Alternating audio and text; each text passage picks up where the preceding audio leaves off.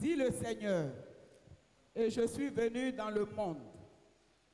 Maintenant, je quitte le monde et je vais auprès du Père. Je monte vers mon Père et votre Père, vers mon Dieu et votre Dieu. Toute puissance m'a été donnée dans le ciel et sur la terre. En ce jour béni où le Fils de Dieu rentre dans la gloire de Dieu son Père, la grâce et la paix vous sont données de la part de Jésus-Christ, le témoin fidèle, le premier-né d'entre les morts et le prince des rois de la terre. Amen. Amen. Invoquons la présence de Dieu au milieu de nous.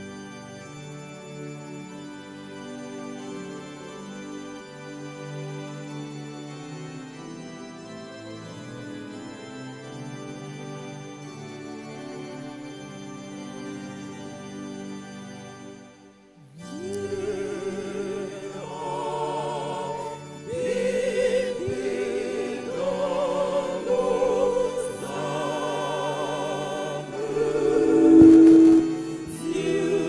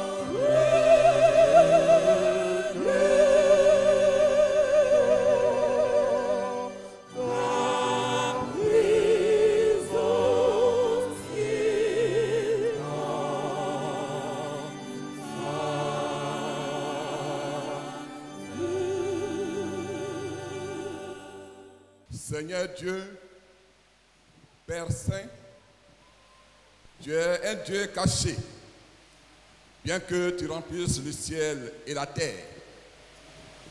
Tu te dérobes à nos regards derrière le voile des choses visibles.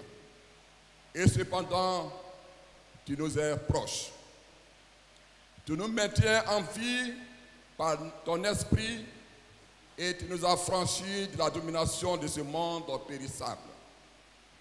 Ô Dieu qui règne dans les lieux très hauts, nous célébrons aujourd'hui avec une très grande joie l'entrée de ton Christ dans le séjour de la gloire. Accorde-nous de contempler celui que tu as envoyé au milieu de nous, afin que, par sa parole, il nous révèle ta grâce et nous amène à toi au travers des ténèbres du péché, des détresses de la mort. Conduis-nous à la rencontre de notre Seigneur glorifié. Fais-nous place toujours avec lui auprès de toi. Et introduis-nous dans la joie de notre Seigneur Jésus-Christ, le divin Fils. Amen. Quand nous pouvons exécuter le Gloire à Dieu numéro 35.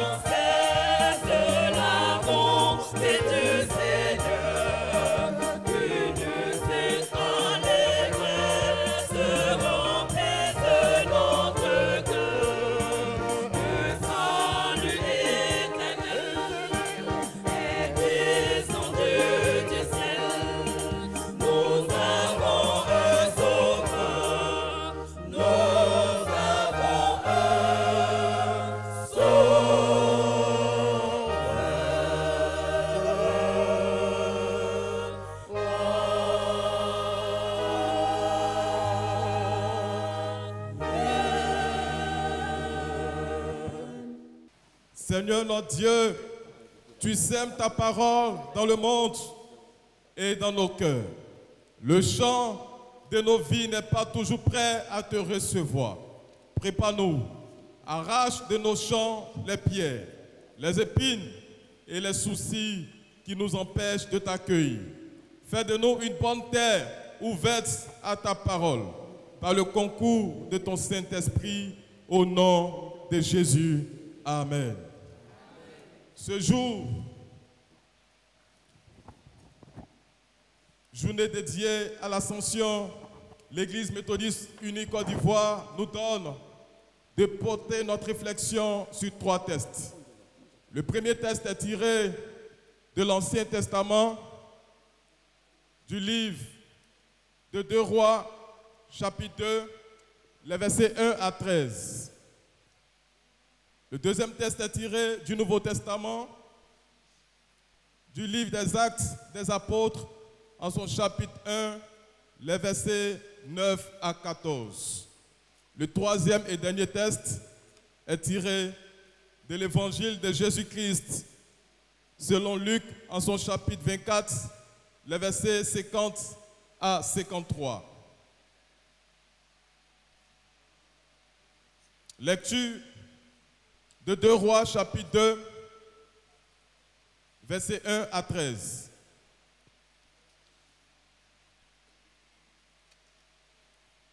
2 Rois chapitre 2, versets 1 à 13. Nous lisons. Lorsque l'Éternel fit monter Élie au ciel dans un tourbillon, Élie pactait de Gilgal avec Élisée. Élie dit à Élisée, reste ici, je te prie, car l'Éternel m'envoie jusqu'à Bethel. Élisée répondit, l'Éternel est vivant et ton âme est vivante. Je ne te quitterai point. Et il descendit à Bethel. Les fils des prophètes qui étaient à Bethel sortirent vers Élisée et lui dit, sais-tu que l'Éternel enlève aujourd'hui ton maître au-dessus de ta tête? Et il répondit, je le sais aussi, taisez-vous. Élie lui dit, Élisée, reste ici, je te prie, car l'Éternel m'envoie à Jéricho. Il répondit, l'Éternel est vivant et ton âme est vivante. Je ne te quitterai point. Et il arrivait à Jéricho. Les fils des prophètes qui étaient à Jéricho s'approchèrent d'Élisée et lui dit, sais-tu que l'Éternel enlève aujourd'hui ton maître au-dessus de ta tête? Il répondit, je le sais aussi, taisez-vous. Élie lui dit, reste ici. Je te prie, car l'Éternel m'envoie au Jourdain. Il répondit, l'Éternel est vivant et ton âme est vivante. Je ne te quitterai point. Et il poursuivit tous deux leur chemin. 50 hommes d'entre les fils des prophètes arrivaient et s'arrêtaient à distance vis-à-vis, et eux deux s'arrêtaient au bord du Jourdain. Alors Élie prit son manteau, le roula et en frappa les eaux, qui se partageaient ça et là, et ils passaient tous deux à sec. Lorsqu'il eut passé, Élie dit à Élisée, demande ce que tu veux que je fasse pour toi, avant que je sois enlevé d'avec toi. Élisée répondit, qu'il y a sur moi, je te prie, une double portion de ton esprit. Élie dit, tu demandes une chose difficile, mais si tu me vois pendant que je serai enlevé d'avec toi, cela t'arrivera ainsi. Sinon, cela ne t'arrivera pas.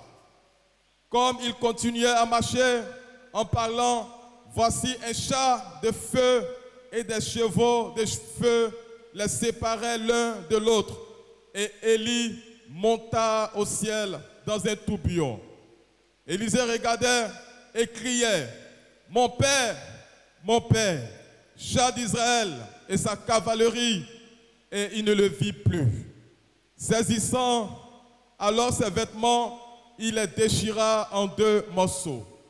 Verset 13, et il releva le manteau d'Élie qu'Élie avait laissé tomber. Puis il retourna et s'arrêta au bord du Jourdain. Amen. Nous trouvons notre deuxième texte dans le Nouveau Testament, tiré du livre des Actes des Apôtres, Actes, chapitre 1, les versets 9 à 14. Nous lisons. Après avoir dit cela, il fut élevé pendant qu'ils le regardaient, et une nuée le déroba à leurs yeux. Et comme ils avaient leurs regards fixés vers le ciel pendant qu'ils s'en allaient, voici, deux hommes vêtus de blanc leur apparurent et dit, hommes galiléens, pourquoi vous arrêtez-vous à regarder au ciel? Ce Jésus qui a été enlevé au ciel du milieu de vous reviendra de la même manière que vous l'avez vu allant au ciel. Alors ils retournèrent à Jérusalem de la montagne appelée des Oliviers, qui est près de Jérusalem à la distance d'un chemin de sabbat. Quand il fut arrivé, il montait dans la chambre haute où il se tenait d'ordinaire. C'était Pierre, Jean, Jacques, André, Philippe, Thomas, Barthélemy, Matthieu, Jacques, fils d'Alphée, Simon le Zélote et Jude, fils de Jacques. Verset 14. Tous d'un commun accord persévérèrent dans la prière avec les femmes et Marie, mère de Jésus, et avec les frères de Jésus. Amen.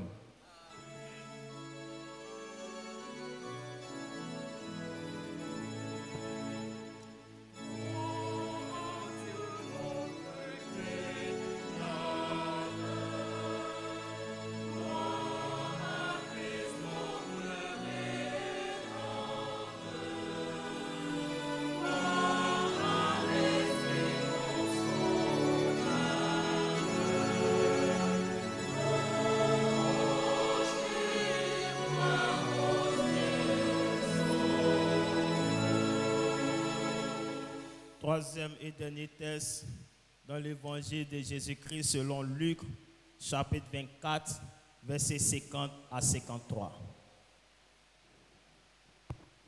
Luc, le chapitre 24, versets 50 à 53. Nous lisons la parole de Dieu. Il les conduisit jusque vers Béthanie et ayant levé les mains, il les bénit. Pendant qu'il les bénissait, il se sépara d'eux et fut enlevé au ciel. Pour eux, après l'avoir adoré, ils retournaient à Jérusalem avec une grande joie. Et ils étaient continuellement dans le temple, louant et bénissant Dieu. Parole du Seigneur. Amen. Amen, alléluia.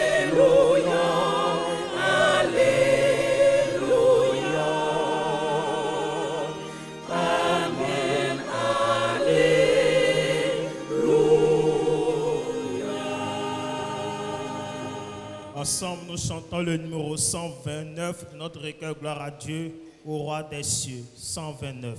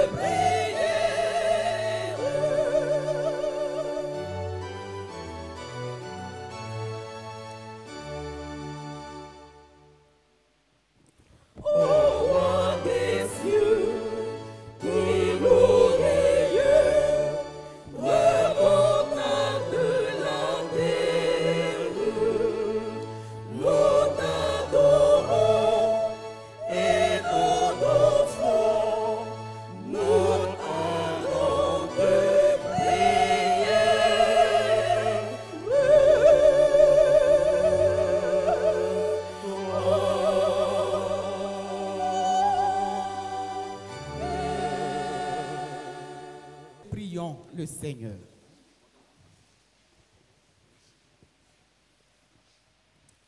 Dieu notre Père,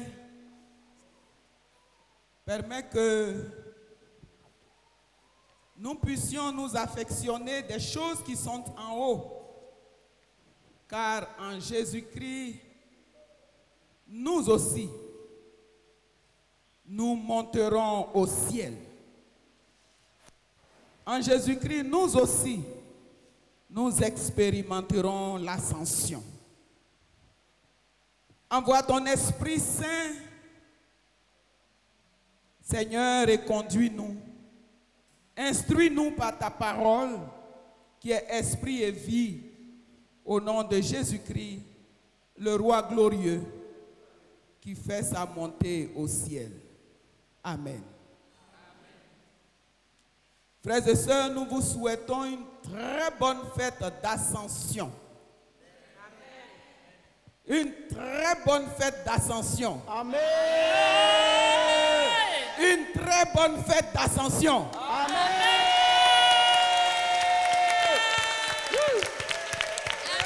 Gloire à Dieu. Que Dieu vous bénisse. Amen. Ce jour est un jour de joie parce que le Dieu que nous servons est fidèle et ce que sa bouche dit, sa main l'accomplit. avec l'église méthodiste unie, notre église, nous avons la joie de parcourir 3 textes qui ont été déjà lus. 2 Rois chapitre 2 du verset 1 au verset 13. Actes chapitre 1 du verset 9 au verset 14.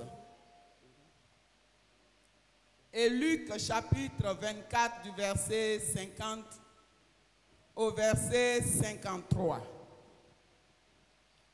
Pour pouvoir parler d'un thème, le suivant. Monter au ciel dans un tourbillon. Monter au ciel dans un tourbillon. C'est pourquoi le verset sur lequel nous allons nous appuyer pour partager la parole de Dieu en ce jour se trouve en 2 Rois. 2 Rois, je vous invite à prendre vos Bibles. 2 Rois chapitre 2. 2 Rois chapitre 2, le verset 11. 2 Rois chapitre 2, le verset 11 que nous lisons ensemble, peuple de Dieu. 2 Rois chapitre 2, le verset 11. Lisons ensemble.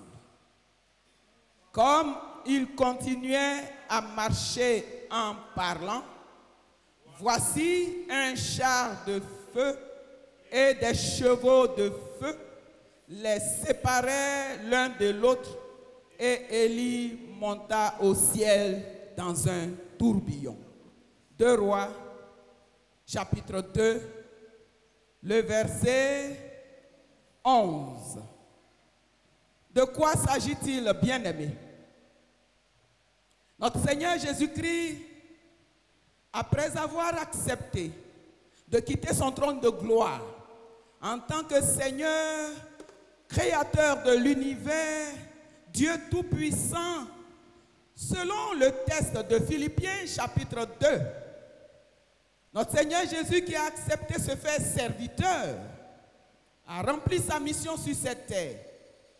Après qu'il soit ressuscité, le moment est venu pour lui de monter au ciel, pour que la promesse qu'il a faite aux disciples se réalise. Je ne vous laisserai pas orphelin. Il est avantageux pour vous que je m'en aille, car si je ne m'en vais pas, vous n'aurez pas le Saint-Esprit, le Paraclet.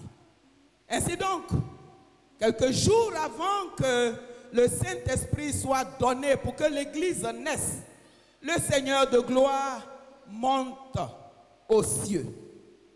Voici tout le sens de l'ascension, la montée aux cieux. 3 hommes dans la Bible ont connu cette montée aux cieux. 2 d'entre eux se trouvent dans l'Ancien Testament et le 3e dans le Nouveau Testament. Le premier s'appelle Enoch.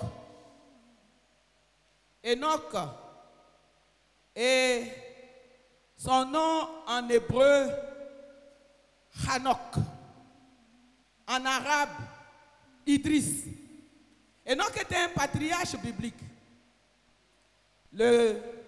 L'arrière-grand-père de Noé et le père de Mathusalem. 7e patriarche du lignage de Seth. Selon Genèse, il a vécu, Genèse chapitre 5, le verset 24, il a vécu 365 ans.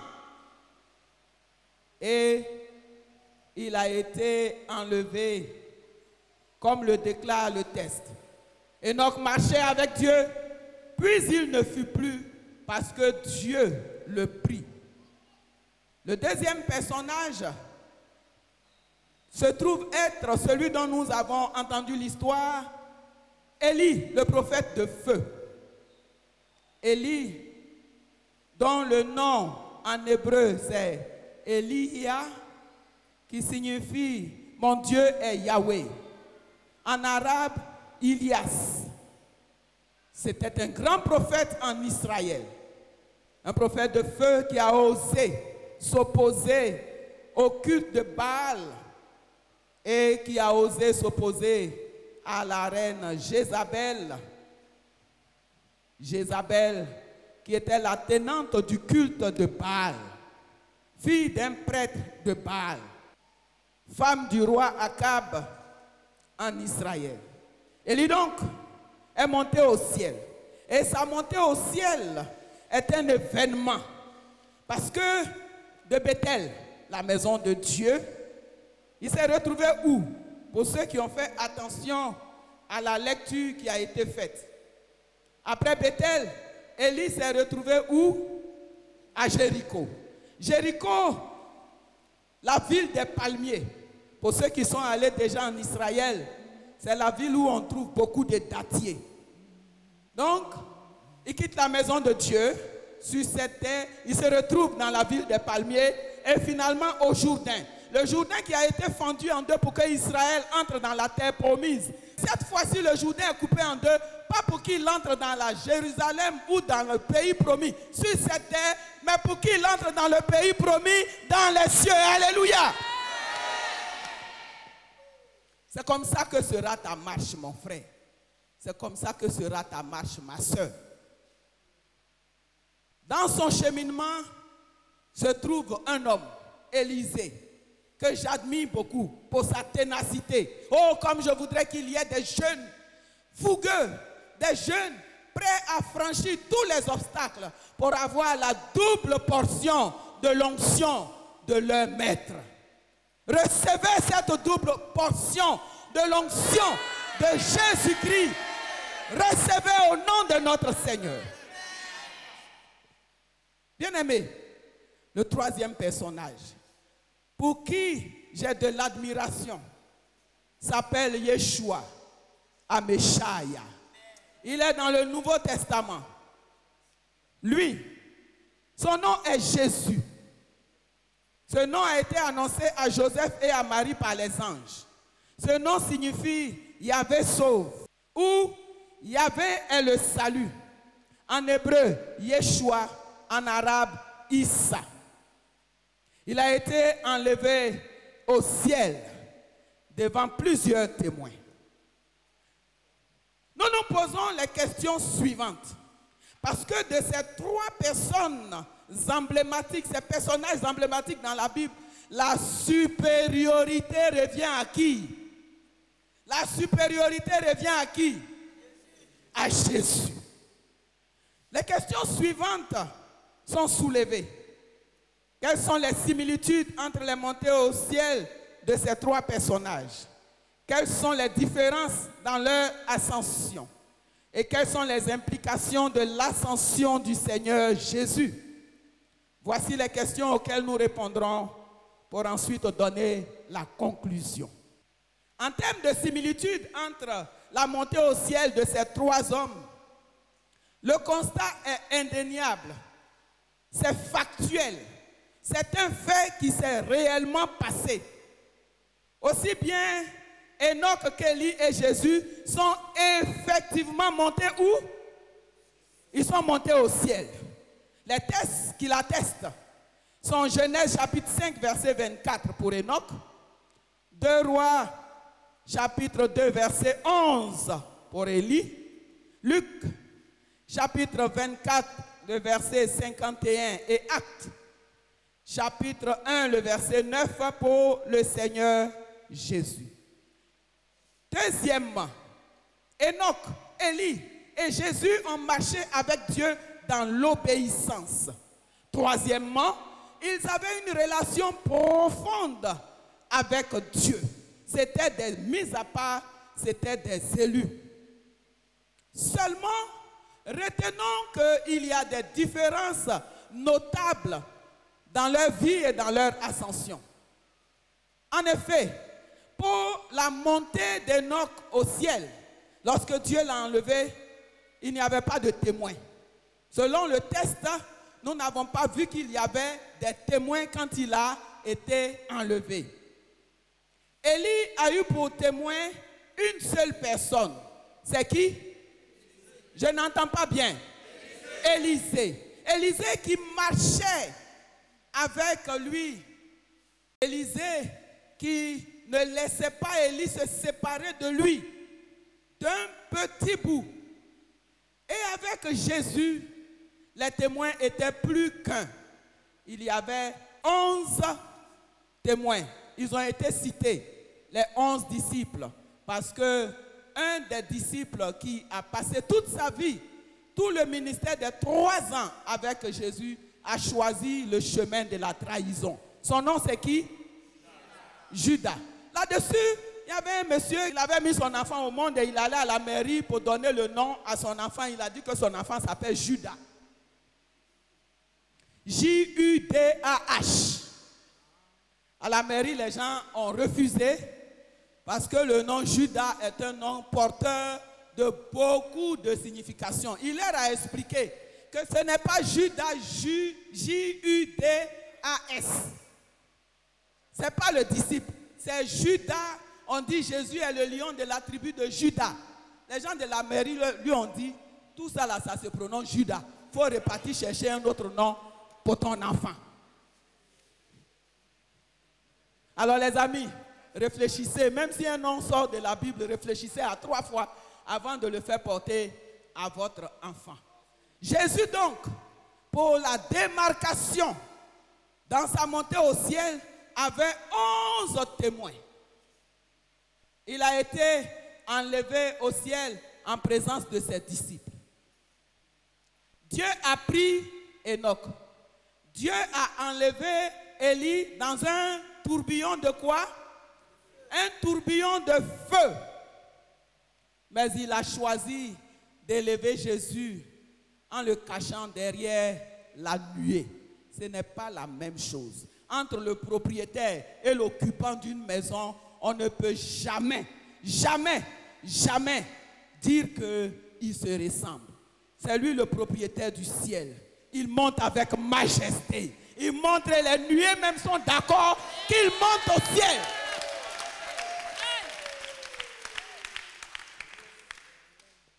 La différence qui met en ligne de démarcation Jésus et les disciples, c'est que ni Enoch, ni Élie n'ont été adorés par ceux qui sont restés par rapport à Élie. Élisée n'a pas adoré, il n'a pas adoré Élie.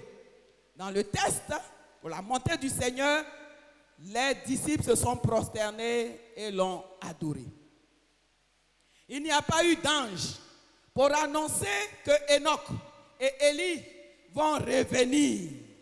Mais il y a 2 anges qui sont apparus pour dire que ce Jésus que vous regardez en train de monter au ciel, il reviendra de la même manière qu'il est monté au ciel. Maranatha! Jésus revient. Oui, Jésus revient. Alléluia. Amen. L'une des différences, et non des moindres, c'est que la montée de Jésus au ciel annonce la descente du Saint-Esprit. La montée d'Enoch n'a pas annoncé la descente du Saint-Esprit. La montée d'Élie n'a pas annoncé la descente du Saint-Esprit. Il est monté dans le feu, c'est vrai. Mais le feu qui est descendu, c'est Yeshua Ameshaya qui l'a fait descendre. Les langues de feu qui ont visité les disciples. Et ils ont prêché la parole. Et 3000 hommes se sont donnés au Seigneur. L'une des différences encore, c'est que si Élisée allait faire le ministère seul, les disciples étaient en grand nombre. Ils se réunissaient pour prier. Ils se réunissaient pour chanter les louanges de Dieu. Il y a une très grande différence. Bien-aimés, comme nous le dit le thème de ce jour, monter au ciel dans un tourbillon. Monter au ciel dans un tourbillon. Et que nous avons choisi le verset 11 de 2 Rois chapitre 2 comme notre verset d'appui. Quelles sont les implications pour nous aujourd'hui par rapport à la montée au ciel de notre Seigneur Jésus? Jésus, en tant que bon berger, mène son troupeau dont toi et moi nous faisons partie. Première implication. Jésus est avec nous tous les jours jusqu'à la fin du monde. Matthieu chapitre 28, le verset 20. C'est Jésus qui est avec nous tous les jours. Ce n'est pas un homme, ce n'est pas une femme, ce n'est pas un prophète, ce n'est pas une prophétesse. Ce ne sont pas ces hommes et ces femmes qui font jeûner les enfants des gens pendant des jours et qui les laissent mourir dans les champs. Et pendant que les gens jeûnent, eux, ils ne jeûnent pas. Ce ne sont pas les hommes et les femmes qui annoncent que Jésus revient. Vendez tous vos biens, alors qu'eux, ils ne vendent rien. Au contraire, ils profitent des biens des autres. Mais Jésus seul. Je dis bien qui? Jésus. Je n'entends pas. Jésus. Lui et lui seul. Il est avec nous tous les jours jusqu'à la fin du monde. Et la preuve, c'est que le Saint-Esprit est dans nos vies. La montée de Jésus au ciel permet à ce que nous soyons justifiés. Et de la même manière qu'il est monté de là-haut, il apporte ses bénédictions en abondance sur nos vies. Amen. Amen. À l'instar des disciples, si nous l'adorons ici-bas, nous l'adorerons dans le ciel, où il nous fera monter aussi, selon 1 Thessaloniciens chapitre 4, versets 16 et 17. 1 Thessaloniciens 4, 16 et 17. Un jour, nous rencontrerons notre Seigneur dans les cieux. Un jour, nous serons heureux à jamais. Que conclut, bien-aimés frères et sœurs? Si Enoch est monté au ciel, si Élie est monté au ciel, ce sont des êtres humains qui ont 2 narines qui sont passées et dont on peut retrouver les os. Mais Jésus, pour sa montée au ciel, puisqu'il est Dieu lui-même, quand tu arrives là où il a été enterré, le tombeau est vide. De la même manière que ce Jésus ressuscité monte au ciel dans ce corps glorieux, nous aussi, un jour, nous ressusciterons et nous monterons dans le ciel avec un corps glorieux. Frères et sœurs, qu'est-ce qu'il te reste à faire, mon frère? Qu'est-ce qu'il te reste à faire, ma sœur? Adore-le et ne t'inscris pas sur la liste des hommes et des femmes qui s'autoproclament prophètes, prophétesses, qui dorment laïcs la nuit et qui se réveillent pasteurs demain. Ils dorment laïcs la nuit et qui se réveillent prophètes, docteurs le lendemain, sans aucune formation. Suivons l'agneau, marchons sur ses traces, parce qu'un jour, nous serons dans sa présence pour toujours. Comme Paul le dit aux Colossiens, Colossiens chapitre 3, les versets 1 à 4. Colossiens 3, 1 à 4. Si donc vous êtes ressuscités avec Christ, cherchez les choses d'en haut où Christ est assis à la droite de Dieu.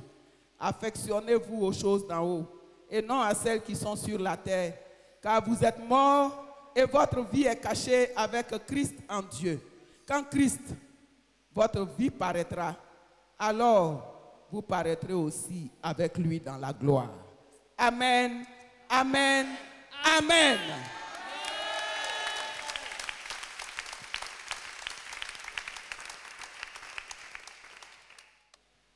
L'ascension de notre Seigneur Jésus-Christ, qui n'a rien à voir avec l'ascension d'Enoch, la montée au ciel d'Élie, que cette montée au ciel, cette ascension, nous aide à nous détacher des choses d'ici-bas pour fixer nos regards vers le ciel, notre nouvelle patrie.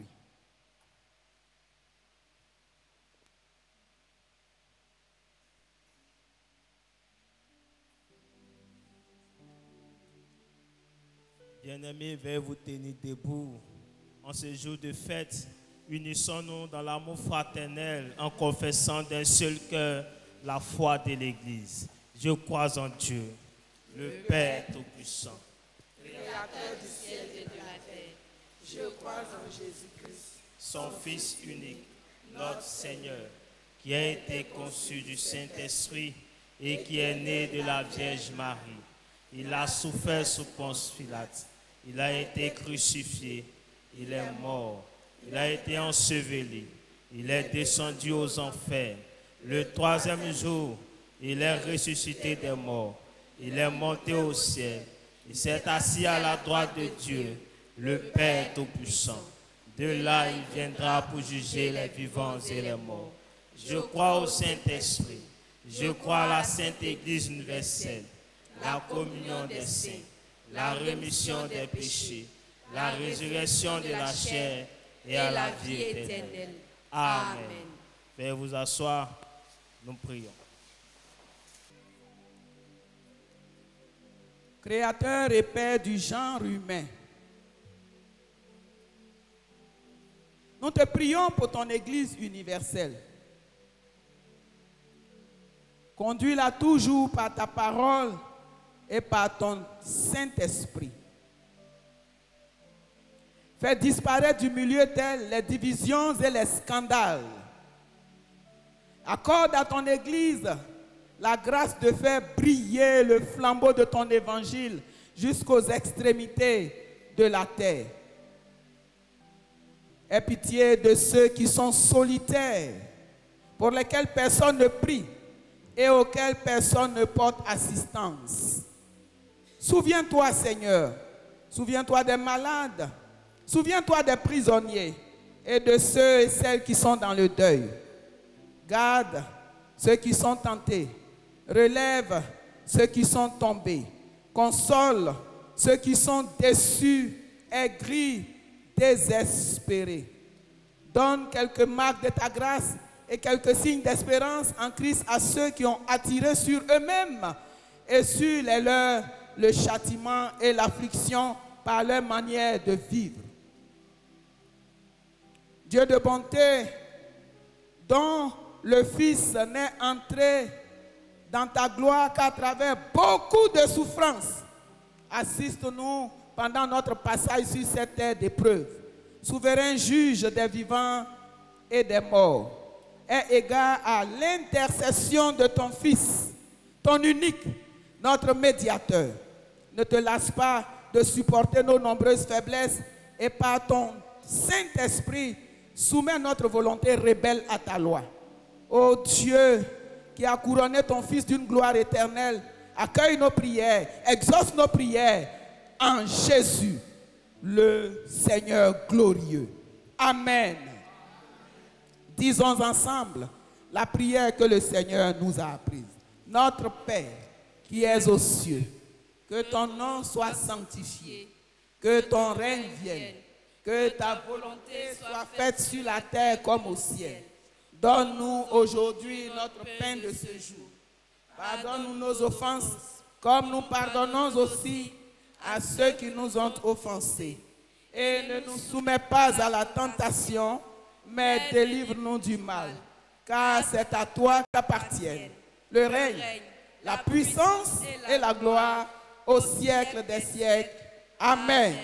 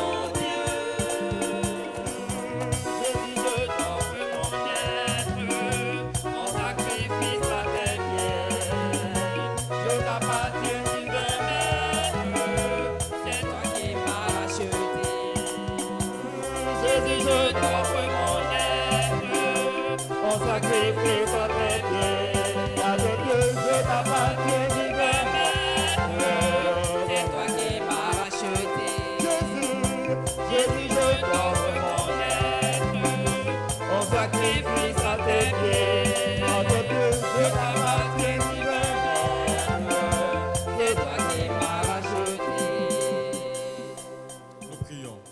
Seigneur, c'est en guise de reconnaissance pour tous tes bienfaits que nous t'apportons ce matin. Daigne les bénir et les sanctifier pour que, Seigneur, ta parole puisse continuer à gagner du terrain au nom de Jésus. Amen. Peuple de Dieu, nous allons tous nous tenir debout pour chanter le dernier cantique, le numéro 11 de notre recueil Gloire à Dieu. Strophe 1, chantée 2 fois pour recevoir l'exhortation et la bénédiction de la part du Seigneur. Le numéro 11.